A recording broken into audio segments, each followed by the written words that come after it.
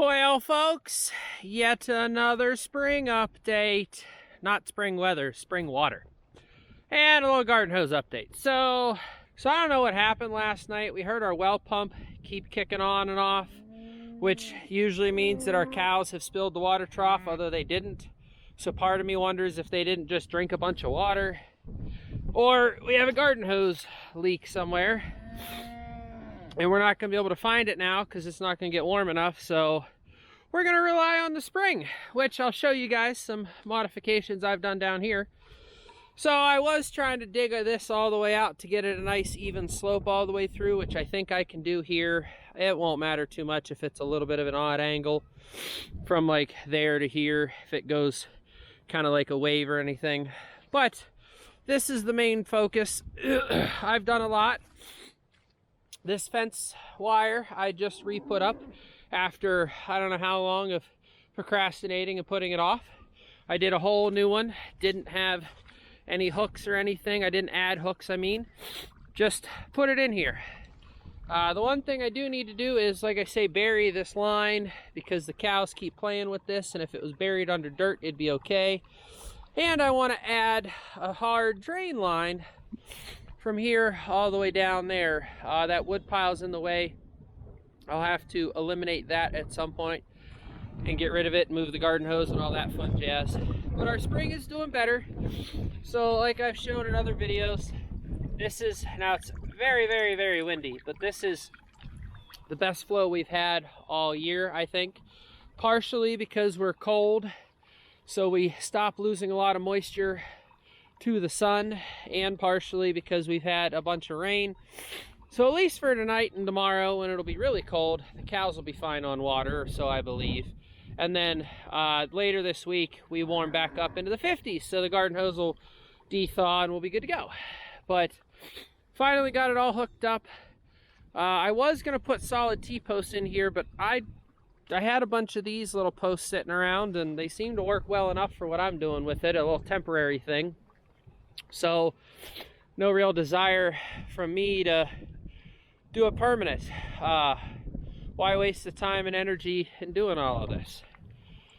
Speaking of time and energy, Greg Judy just posted a video and it gave me some inspiration. So again, where I say inspiration comes from random places. Greg Judy's been talking a lot about his water setups, and what he will do is he'll have a setup like this. His will be a frost-free with a short little hose. I'd love to do that. I just have to get to that point in life where I can run some water line underground so it doesn't freeze. But what he does is he puts posts, around his water trough. So he usually has round ones, but he'll put a post on the corner so the cows can't move it. And what he'll do is take old trailer tires, semi-tires, mining equipment tires, and he'll put the rubber where the cows are going to be putting their hooves. Now for me, this is my sacrifice paddock, so it's not ideal that there is no grass cover here, but it's not as big of a deal as if I had this out in the field, out in the pasture, out in the cornfield, whatever. But those two things gave me inspiration. I have some cheap T-posts from Tractor Supply. The thin gardeny ones, I don't have one on hand or else I'd show you guys. But why don't I build something like that? I have a bunch of those little posts that I just showed you guys. Why don't I bend one in half, make it a hoop, and then that way I can stick it in there and keep the cows from pushing this thing around. You know, there's things like that that give me inspiration. Now it's a little late this year, this is already muddied up, but I have truck bed liners, rubber truck bed liners that are just the flat rubber sheets, not the ones that go up the side of the truck bed. I have some of those sitting around that I could just lay out an 8-foot section here and it would probably be okay. Now I'm sure my knuckleheads over here would end up moving it around and dragging it wherever it is they so pleased, but you know, it's a possibility. And those are the things that I think about. Those are the things that I want to do, is constantly make my stuff better. If I can make my spring flow better so I don't even need this, that's the perfect idea. If I can set up a frost-free hydrant with a short little piece of garden hose and a recirculation valve, Greg uses those Job floats that sit under the water that's got the big float on it. He just recircs it, and then he has a drain line. You know, he'll put a hole in for a drain line, and then he'll put the drain line wherever. Like if I did it here, I could run the drain line all the way down there if I wanted to. You know, he does stuff like that to help out with his farm.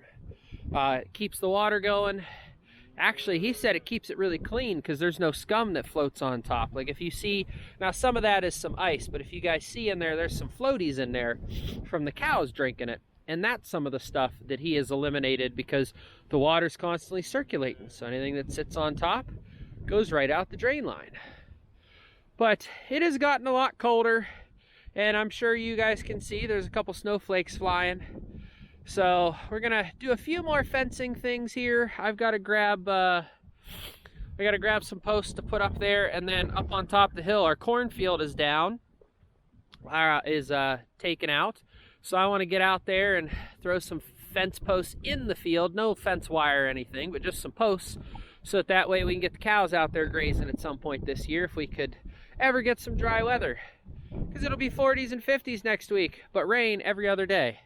So we might have to wait till it's froze solid before we can get cows out there. But anyhow, guys, thank you so much for watching. I'm gonna go get warm. See you on the next one.